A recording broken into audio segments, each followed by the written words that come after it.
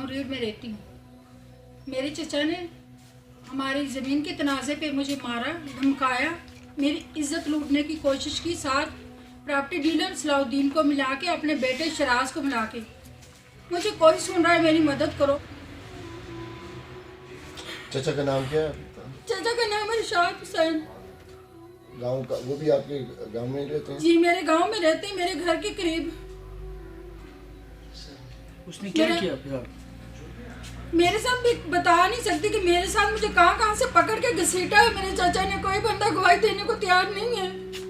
कोई मुझे सुन रहा है तो मेरी मदद करो प्लीज।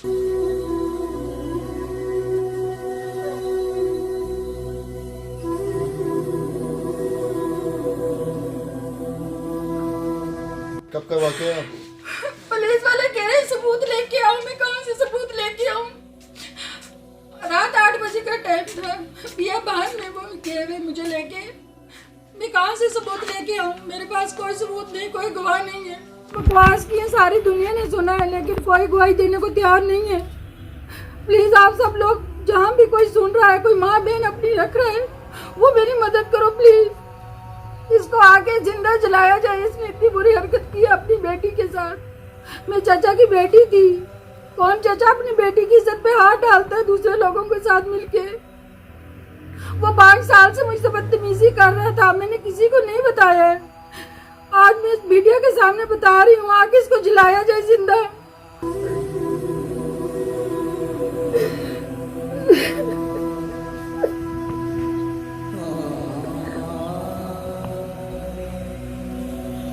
पुलिस में आपका भी है?